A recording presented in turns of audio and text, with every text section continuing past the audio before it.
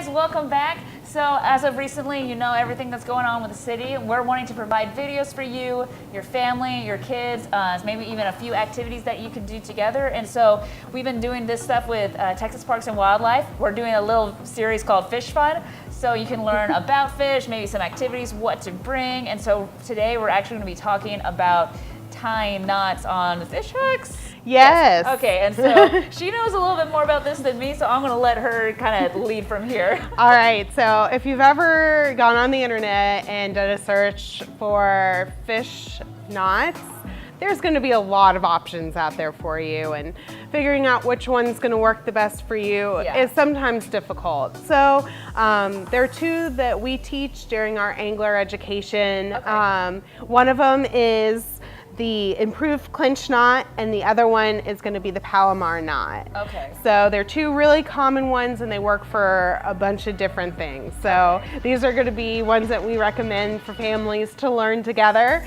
before they go out on their next fishing trip. And then this is something that y'all can do actually at home too, because if she's going to try to teach me, this will be very interesting.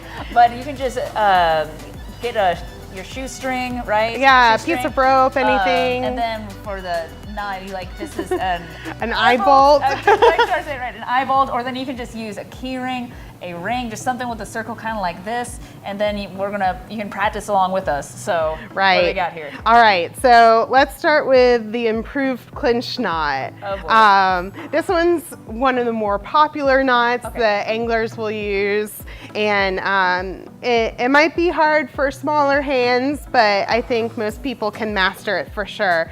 So one end is going to be the one that's kind of going up through your fishing rod, and then this is going to be the end that you're tying on. So maybe tuck one underneath your arm or something like that.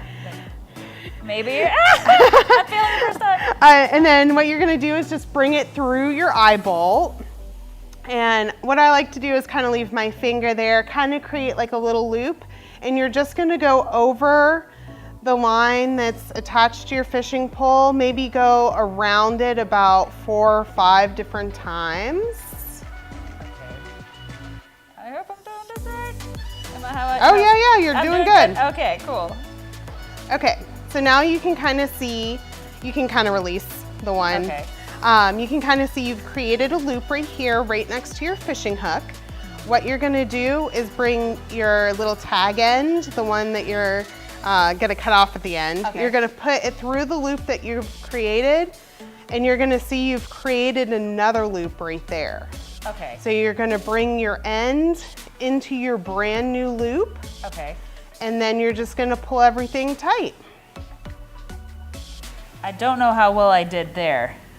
That was pretty not. And that's and that's why you practice it a little bit. Yeah. Use some bigger things. This is great. Yes. Bigger things than just your normal monofilament in your hook, so that you can actually see kind of what you're doing. Okay. And once you kind of get a mastery of it, you can always practice with your other family members. Maybe create a race and see who can do the fish knot the fastest. I want to see if you did a race. Please leave a comment below and let us know who won. Yes. And the time. Let us know the time. And one thing to note, when you are actually tying on your monofilament line, what a lot of people do, they'll actually put it in their mouth and wet it so that it kind of reduces the amount of friction on there. And then you tighten it as tight as you can, so that way, you know, you're not as less likely to break. For sure. And so what about this knot, the polymer knot? Yes. Knot. Okay, so what's that look like? Okay, so that one's a little bit different.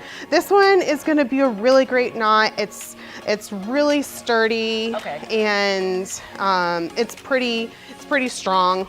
Okay. And it's pretty easy to do. Some people can say, oh, I can even do it in the dark.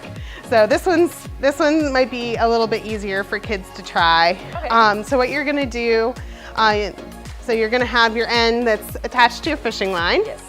And you're gonna double up your end that you're gonna tie on. You're gonna put that loop through the hook. And essentially you're gonna make like an overhand knot. So it goes over and then through, almost like you're tying your tennis shoe. Okay. And what you have now is this little loop right here. You're gonna put that over whatever you're using to be your hook, and you're just gonna pull everything tight.